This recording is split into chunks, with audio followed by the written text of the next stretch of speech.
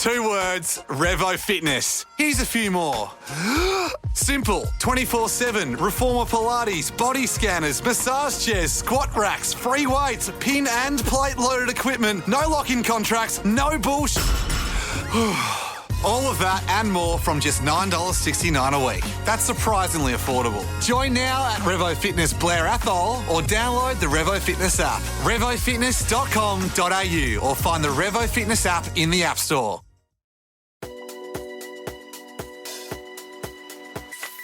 Hi, I'm Brittney Saunders and welcome to Big Business, the place where business is far from boring, and today I'm recording on Gadigal land.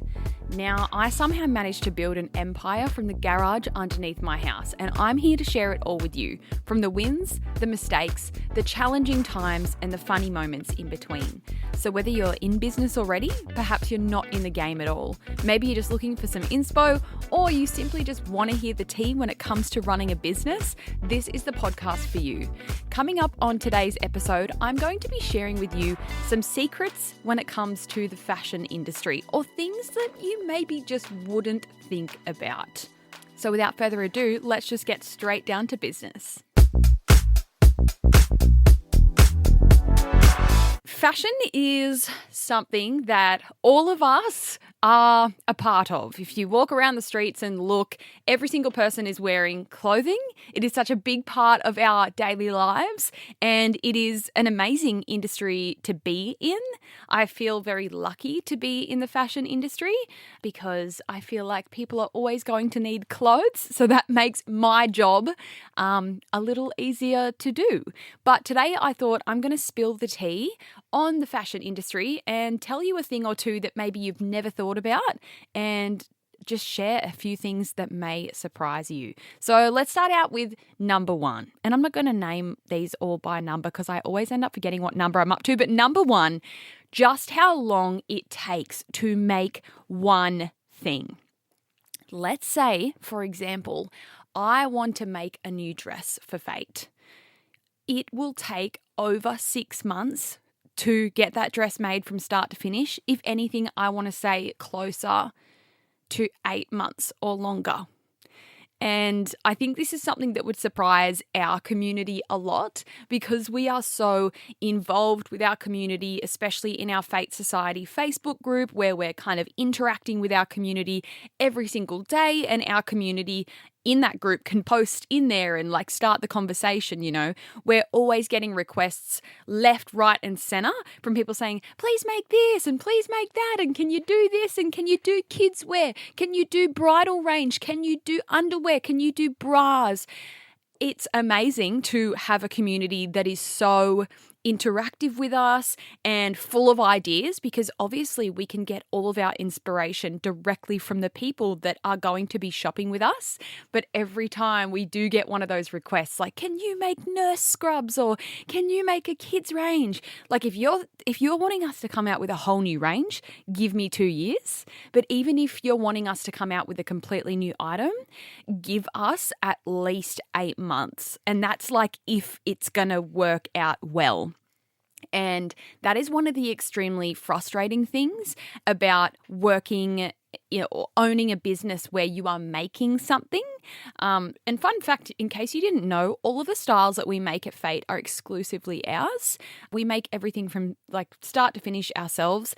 There are a lot of ways where you can buy from catalogs, and that's why you will see a lot of big fashion brands have the same item, because you can kind of buy off wholesalers and put your tag on it. But as for Fate, everything we make is our own exclusive designs, and it takes a really, really long time. And naturally, I want to say I am quite an impatient person. I'm the kind of person where if I think of something, I want to do it right now, and if I have a new idea, I want to action it now so that I can have it tomorrow. But working in fashion, or just in manufacturing in general, it has made me become way more patient.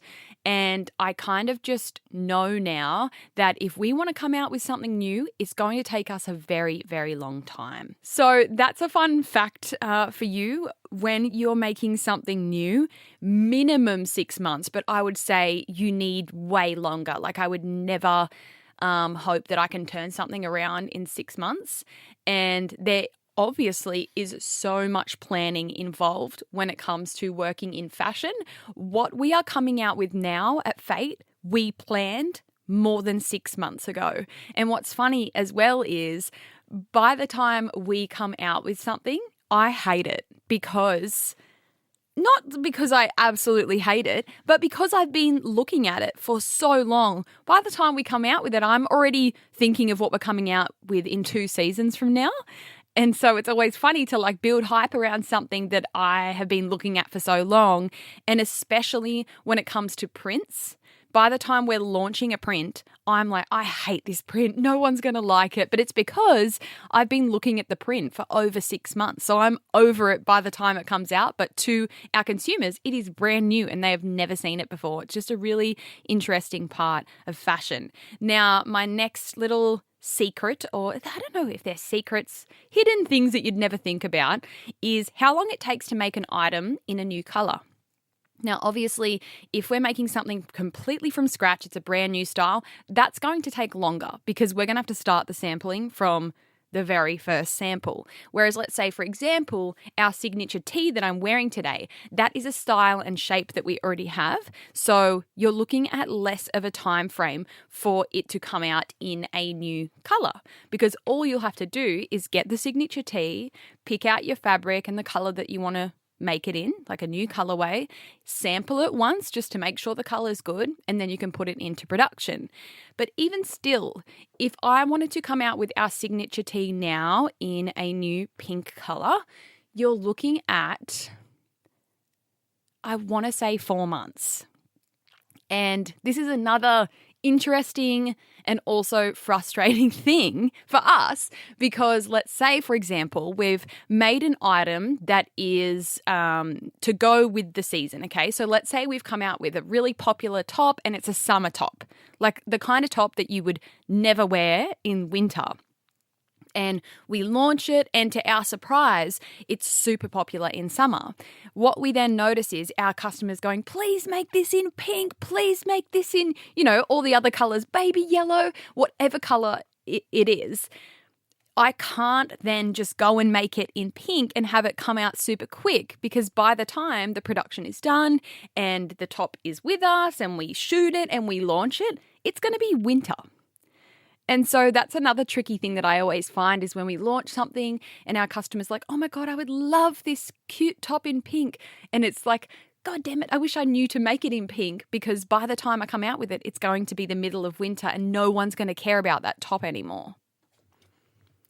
Hello, producer Rex, back on the mic. Bow, bow, bow, bow, bow. Hey. I've got a question. So would you ever do almost like a collaborative piece with your community? Mm-hmm. Like, would you say this is what we're thinking of bringing out in X amount of time, and then collaborate with your community on kind of what color it could be, what kind of fit it would be, what do you want from it? Yeah, I would love to do that. And I feel like we do ask for a lot of feedback already, like posting our samples, what does everyone think? But I think that's something that we could definitely put even more of an emphasis on.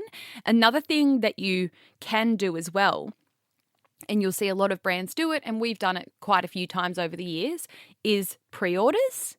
So let's say, for example, this shirt that I'm wearing today, well, this shirt's a bad example because you could wear this shirt all year round. But let's say it's like a smaller little top that shows off a bit of skin and it's really suitable for summer. And let's say people are saying, please, we need it in pink, we need it in pink, we need it in pink. You can do a pre-order and say, okay, here it is in pink. You could quickly get a sample made, or you could even Photoshop the color so you don't have to get the sample made. Then you can launch a pre-order to your community saying, if you want it in pink, here it is. And because the consumer wants it then and now, they will buy that pre-order. But there might be a 10-week wait. Like there might be over a 2-month wait, and they might not get it until the weather's cooled down a bit, but you got them in that moment when they wanted that top in pink. And that's why you'll see so many businesses doing a pre-order, because you're accommodating to the demand of that certain color or whatever, and you're giving them the top that they want, but they've got to be willing to wait. But if they want it badly enough, they'll go, yeah, I'm going to order in the pre-order. I really want that in pink, even though it's going to arrive in maybe a season that isn't as suitable for the style. I have always wondered why fashion brands do that, because there's been times where I've seen pre-order and I'm like, why can't I get it now? Like, I don't understand. Like, I'm going to buy it because I love the piece. Yep. But like, why can't I have it now? So I've never actually thought that's why. That could be a reason why. That could be a reason There's other why. reasons why as well. It's good from a financial standpoint as a business to do a pre-order, because you're then getting the money up front for the production. So rather than you committing to, let's say, making a top in pink and paying for it all and then waiting for it to arrive and then launching it and hoping it all sells, if you can have everyone pay for it beforehand, then you can use those funds to pay for that production and it's already kind of paid for. It's almost like you're getting money in advance. And like, what time period is that? Is a production period over usually? Because you've got, obviously you're designing the piece, you've got to get the color right, you've got to do samples, and then you go into production once you've approved it all. What's that time period? So once you've finished, like, obviously you wouldn't do a pre-order on something that isn't completed in sampling. Totally. So you'd get all your sampling out the way, you'd know it's perfect, and you're ready to put it into production. Again, it depends what it is. Some pieces take way longer than others, but I want to say on average, to make like the actual production like part of it getting made, I would say you're looking at 6 weeks minimum. Okay. It could be 8. So it's absolutely doable for you to put that pre-order up if you know the sampling is correct. Yeah. And then you've actually, you can then determine how much you want to make. Yeah, exactly. So like you could be making a pink top and you could do a pre-order and you could get 100 pre-orders. So you're like, sweet, like that's 100 people that definitely want it. And then you might then add another 100. So there's 200 all up. So you're going to commit to trying to sell another 100 units. It's a good way as well with pre-orders, like to get those stats, and it'll tell you whether it's going to be a super popular item or not. Totally. But some customers will never order in a pre-order because they want it now, kind of like how you said, I want it now kind of thing. But if people love something enough, they will, commit to waiting in a pre-order. Well, there's been times where I bought multiple pieces of the same clothing because I worn them out. And I thought, oh my God, I need these pants again. So I'll go back. Yeah. And I know that they're a staple piece. Yep. And a lot of the time they're sold out, but they always go pre-order now for the next launch. Mm-hmm. And I always pre-order. Yeah, if you love something enough and if you have a good product, people will buy. I should just buy multiple. I'm so silly. You should. So yeah, to get something made like just in the production part, probably 6 to 8 weeks. In saying that, some things might take 10, some things might take 12. It depends on what it is. Denim takes longer and activewear also takes longer just because it's a little bit more technical. And then you've got to factor in shipping and freight as well. So yeah, it might take 6 to 8 weeks to be made. And then it just depends on how you're going to freight it to your warehouse. So you can either air freight it, which takes, back in the day, it used to take about 3 days on a plane, but now it can take up to 2 weeks and it costs about 5 times the price. Or you can sea ship it where you put it on a container and that can take 4 to 8 weeks. So it's just super long wait times. I'm just thinking out loud here. I'm in my business bag right now. Yeah. Say, for example, you've done the pre-order and then that production process and the shipping process has taken longer than you thought and it's past the date you promised. Yep. Would you then, hypothetically, you could be like, apologies to everyone who's ordered this. This is now the new date. You'll probably be receiving it. Here's a 10% discount code and you could kind of like benefit off that to then get more sales. Yeah. Whenever we don't do pre-orders often and I would like to, but again, it's just a lot of extra work. But whenever we have done a pre-order, we always put that the wait time is like a little bit further than what we actually expect. Yeah. So like we always put at least a 2-week buffer on it to allow for any delays. And in the instance, where something is taking way longer than normal, that's when you'll have to reach out to all those people, apologize, say, given the reasons for the hold up.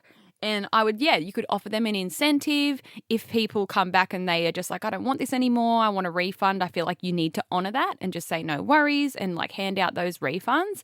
But yeah, you just have to be willing for things to take way longer than you thought.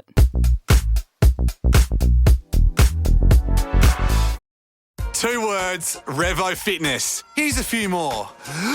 Simple, 24/7, reformer Pilates, body scanners, massage chairs, squat racks, free weights, pin and plate loaded equipment, no lock-in contracts, no bullshit.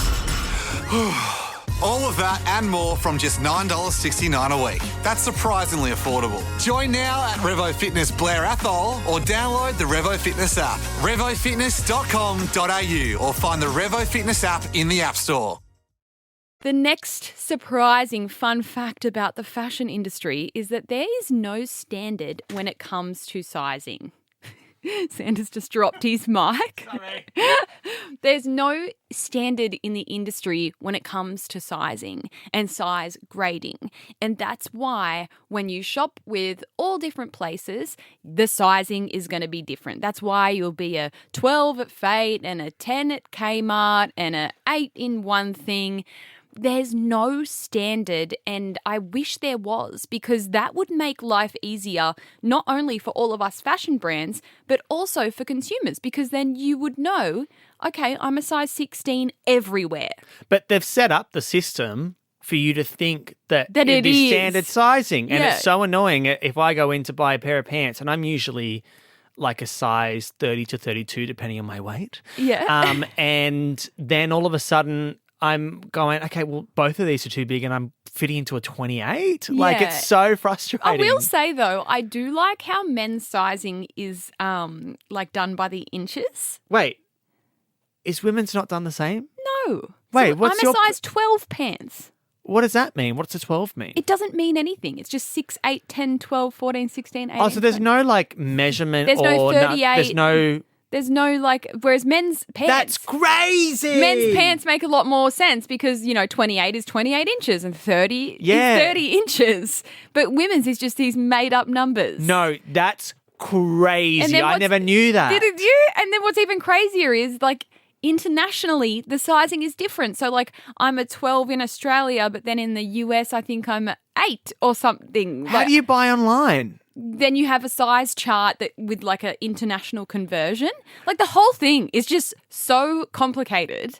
And I wish that there was like a global size guide Yeah. that all brands follow. So every fit is exactly the same. I mean, I guess, yeah, at least we have like around about inches we can go by. But like also that's not always correct. Even that can be, yeah. I'll try in different pants or different shirts and Yeah. they'll be completely a different fit on me, Yeah. even though that they're all like size 30 inches. I'm like, Yeah, that's wrong. There's no that one's tighter. There's no standard, and that's why there's so much consumer confusion around sizing because, I'll go somewhere in a size 14 jeans won't even go past my bum, but then in another pair of jeans somewhere else I'll be a size 10. It's because there is no standard. So every brand is quite literally just making up their own sizing. Do you think they could have? Do you think there will ever be a moment where they do that? Where every it would kind be of good, but I don't know who would be the one to say. You know what I mean? Yeah. Like who? There's no.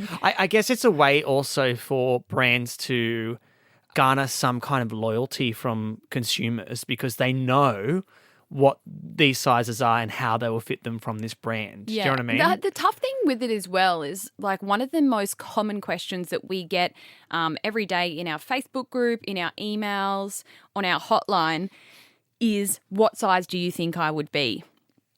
People will get in touch with us and say, I wear this size in Big W, I'm this size in Target. And, those numbers can really vary. Like, what fate size do you think I will be? And the hardest thing is sizing and what you feel comfortable in is completely subjective. Yeah. Because you could have two people that are, let's say, the exact same body shape and size, but they could both opt to wear completely different sizes because at the end of the day, it's what you feel comfortable in. Some people love a really firm figure hugging fit, whereas Yeah. some people would rather size up 2 sizes so that it's like super loose and comfortable. So one thing that we can't do via email at Fate is make a sizing suggestion because we don't want to be liable for making the wrong recommendation Totally. and having someone go, well, you said Yeah. that I would be this this size, and it's like without seeing you in person, without having you come into one of our stores. It then spitballs into almost like a he said, she said. Yeah. Gotta get the words It's out. one of the hardest things. And also we could make a suggestion to be like, well, if you're in between that size and that size, it sounds like you might like this size, and it could fit them, but they might not feel comfortable in that size, because it all comes down to how you feel. And one massive thing that I've learned from working in fashion for all of these years is it's actually really sad how fixated society has made us feel about the size on our clothing. It is a number on a tag on the inside of a piece of fabric. Yeah. And, I get it. It should be about how you feel in those It clothes is a piece rather of than material how you, that is wrapping around your body, and it should be just whatever you feel comfortable in. Like, personally for me, I couldn't give a crap what the number says. Like, if I go to some store and I'm going to have to buy a drastically different size to what I wear in my fake clothes, I've learned to just not give a shit. I feel that way too. But like society and diet culture and all the shit that we grew up with, it really has affected a lot of people. And if they have to steer away from the size that they are, I guess, used to wearing, it can be like a really big deal for some people. Yeah, when I was younger, I used to always I'm smaller in frame than most men, just naturally. Mm-hmm. And it's only been the last few years where I've kind of bulked up since COVID. But when I was younger, I used to feel really insecure because I used to be like a size 26 pants, and I used to feel almost like inferior to other men because they were in like a size 34, and I felt like I was almost less of a man because I wore this smaller size. And I haven't thought about this in years, but it really did like play with my head. Like it was almost like a shame spiral. Oh, there's so much to it, and I'm sure there's a lot of psychology behind sizing. Yeah. And I can speak from our experience. Like, we've had people coming at us like raging that, they might have another pair of jeans from another brand that they wear in a size 18, but they try the Fate 18 on and they're like, going ballistic at us that it doesn't fit them, and they've had to go up one size because that number can weigh so heavily, like especially women on our minds, that we're having to purchase another size. And I really hate that. Like, I wish sizing was like apple, banana, orange, because it's just ingrained in society that like big is or can be like bad, if you know what I mean. Or in my case, better. Yeah, like it's you've felt just a different type of different. Psychology behind the Whereas, number. Whereas, it's really just opened my eyes, and I've spoken with so many customers and people over the years, and even my friend Wade, who just did our model search with us, like he wears a lot of our clothes, and he was posting in our Fate Society Facebook group his outfit every day, and he was wearing our Fate women's clothes. Yeah. And someone commented saying, like, I didn't realise Fate was doing men's clothes. And Wade commented back saying, clothing is just a piece of fabric. Like, it doesn't have to be a men's range for me to wear it. And I feel very much the same about sizing. I've bought women's clothes. Yeah. And I've worn them as women's clothes. Yeah. But then I've also worn pieces that I legitimately just liked and I think look great on me. Yeah. And not that it reflects any sort of gender. I just loved how it looked. Mm-hmm. And I think there's so much to it when it comes to sizing. And I think it all comes back to there being no standard, especially for women's clothing. There is no standard. And we will experience a lot of people saying, but I wear this in this brand and that in that brand. And it creates so much confusion. And I think it can create,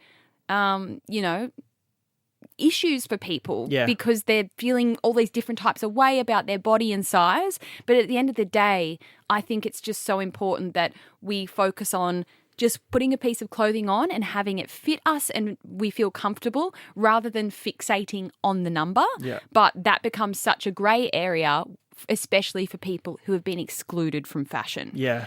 It's really interesting, but there's a fun fact for you all. There is no standard. I wish there was, but I don't know who would be responsible for governing that. But it would make everyone's, I guess, shopping experiences easier if globally every single size 12 was the same.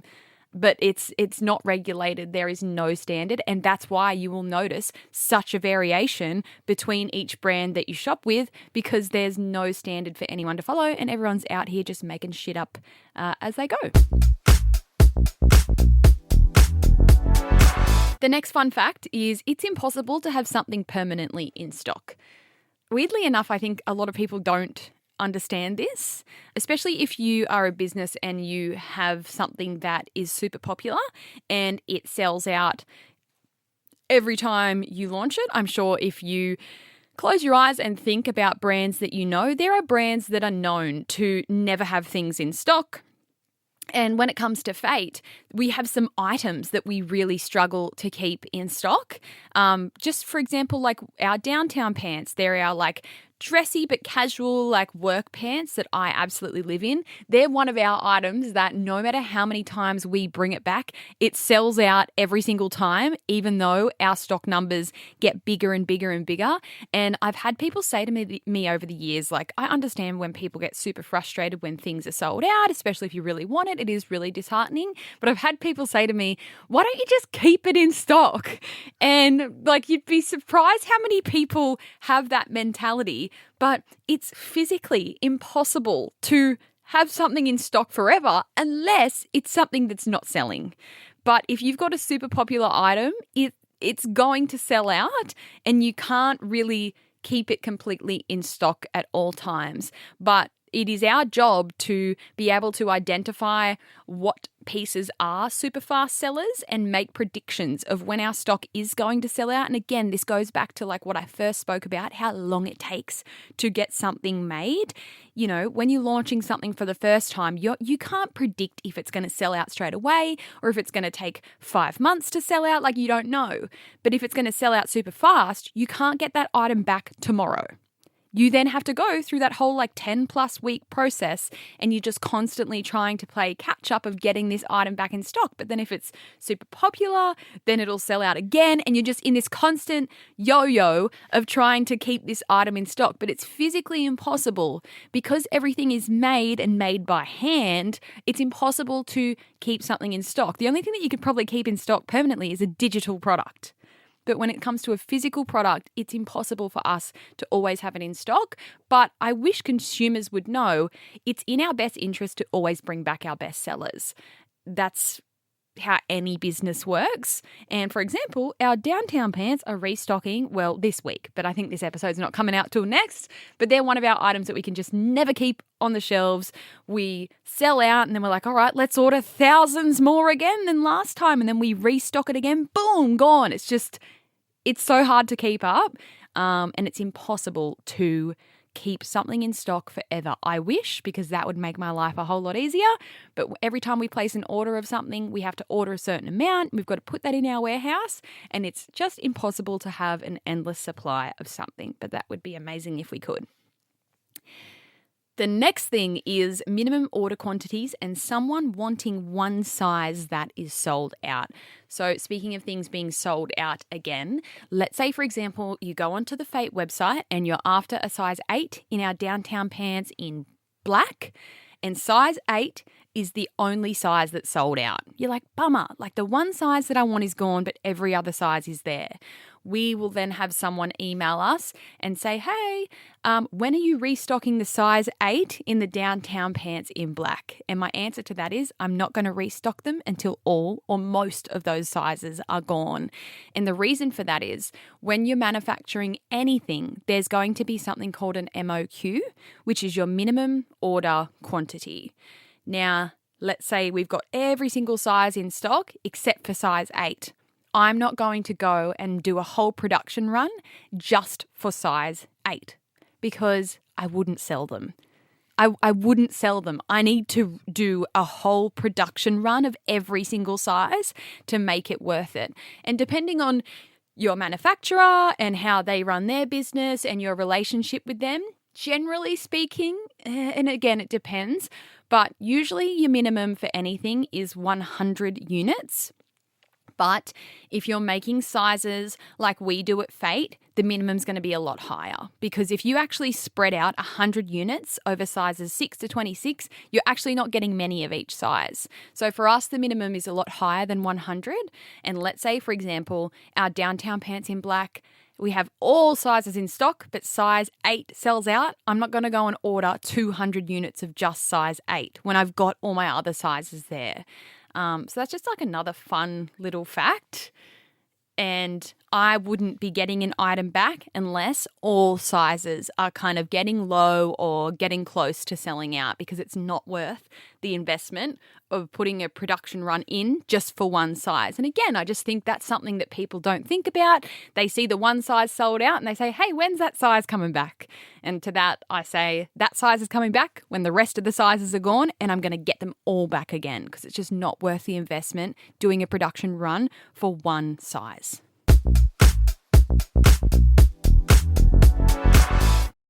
Two words, Revo Fitness. Here's a few more. Simple, 24/7, reformer Pilates, body scanners, massage chairs, squat racks, free weights, pin and plate loaded equipment, no lock-in contracts, no bullshit. All of that and more from just $9.69 a week. That's surprisingly affordable. Join now at Revo Fitness Blair Athol or download the Revo Fitness app. RevoFitness.com.au or find the Revo Fitness app in the App Store. The next surprising fact, which I know we've already touched on, is just how much freight and shipping costs. And man, oh man, has shipping and freight gone up over the years. Now, businesses that have made this extremely hard for smaller businesses over the years are the companies that offer free shipping on basically every single order. So like your Amazons, your Iconic, like all those huge companies that basically offer free shipping on everything and free returns. Those huge conglomerates make it really hard, especially for smaller businesses, to compete with that. Because again, I think a lot of consumers don't think, and look, most people probably do, but when a company is offering free shipping, it isn't free. The company pays for the shipping. Also, a lot of the time, these mammoth companies have deals with the shipping providers as well. So they're getting massive discounts, which smaller businesses don't actually get a chance to have. Yeah, and that's like a really tough thing that I learned when I was starting out Fate.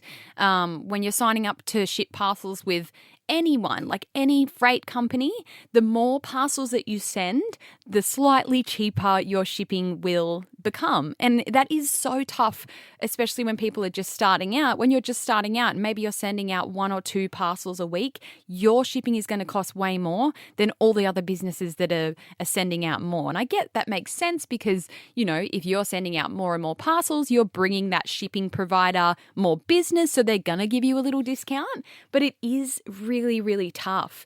And our shipping rates, and like all things, inflation, our shipping rates have gone like up and up and up over the years. Like our pricing's gone up and up and up, like from what we pay. And right now we offer free shipping on orders in Australia over $150. And we've had to creep that price up over the years to keep up with how much our shipping costs have gone up. And even when, let's say, a customer buys a pair of jeans and a top and then they get their free shipping, even then, like, we're obviously covering the entire cost of the shipping, but let's say they spend $100 and they don't get their free shipping. And I can't remember off the top of our head, I think we charge $8 or $9 for standard shipping.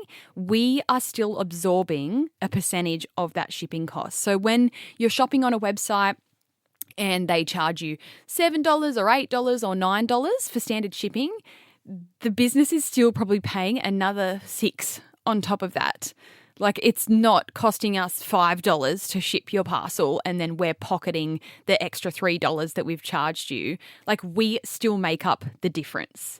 So even when a company or a small business is charging their customers for freight, the business is still absorbing a bit of the cost. And I think that's just another thing that people don't think about. They're like, oh, why can't I have free shipping? You know, because like there's just so much free shipping with all these huge companies. But even when you are ordering from a smaller business and they might charge you $7, $8, $9, $10 for shipping, they're still paying for shipping on top of that. And that is something that I have obviously had my eyes open to ever since we started Fate.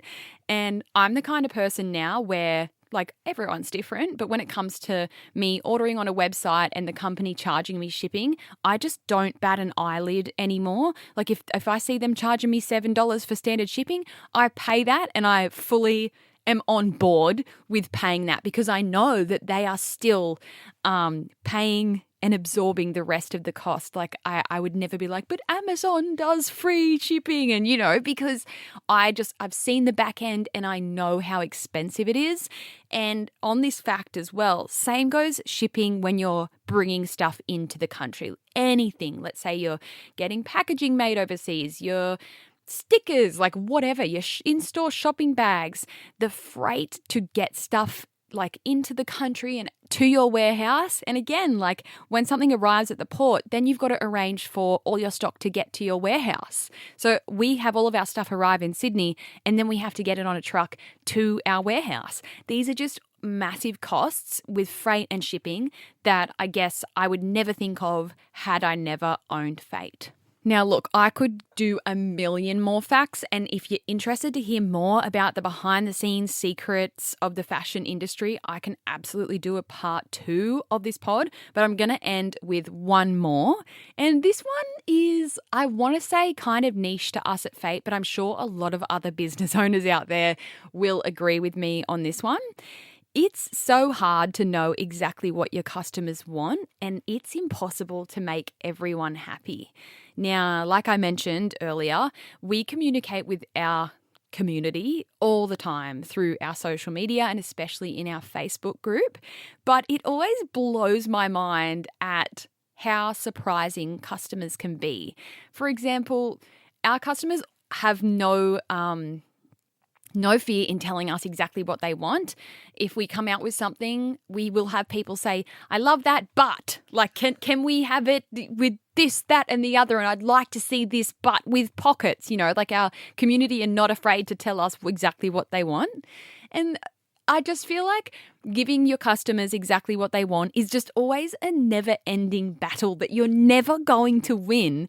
And people just always surprise me. For example, we have a lot of customers who want to have maybe some more conservative items. Like we get asked a lot for more sleeves rather than, tops that are always showing your arms. And so I'll have this mentality of like, all right, we need to make way more styles that cover the arms. A lot of people are insecure about their arms and want to feel comfortable and kind of cover up a little bit. So I'm like, all right, we need to make more and more tops and dresses with sleeves. And then I'll have that as my mentality of like, our customers are wanting more sleeves. That's what I keep reading in our Fate Society Facebook group. But then we will release like a strapless top that literally doesn't even have any straps, or like we release like a strapless dress. And because my mentality for so long has been like, our customers want sleeves, I'll think, okay, this top isn't going to sell as well because I know our customers are wanting more sleeves. And then that strapless top will fly off the shelves and everyone will want that.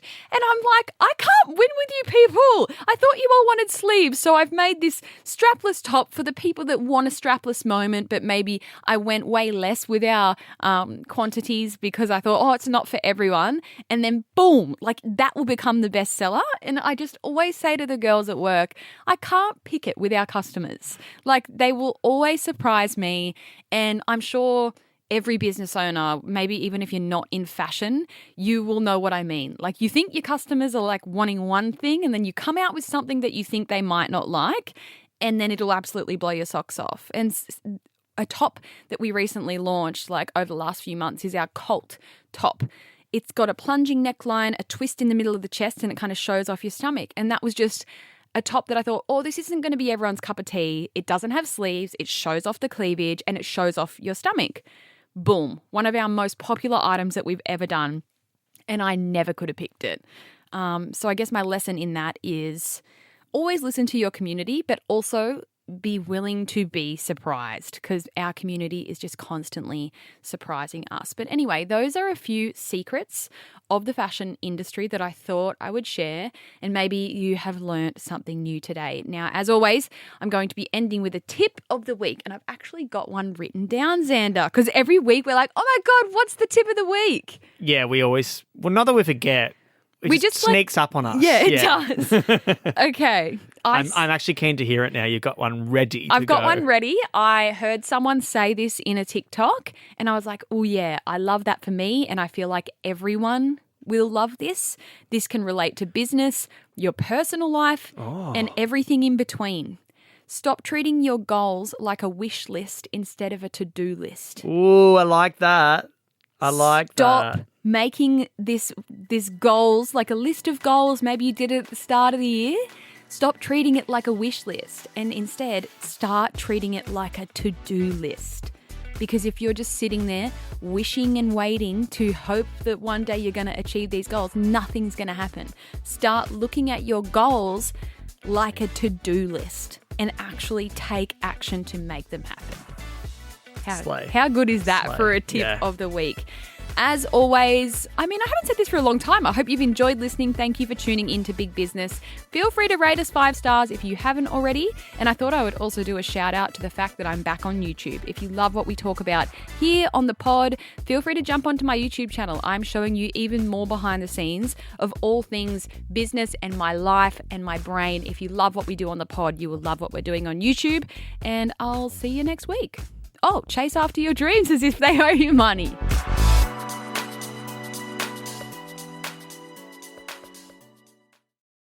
Two words, Revo Fitness. Here's a few more. Simple, 24/7, reformer Pilates, body scanners, massage chairs, squat racks, free weights, pin and plate loaded equipment, no lock-in contracts, no bullshit. All of that and more from just $9.69 a week. That's surprisingly affordable. Join now at Revo Fitness Blair Athol or download the Revo Fitness app. RevoFitness.com.au or find the Revo Fitness app in the App Store.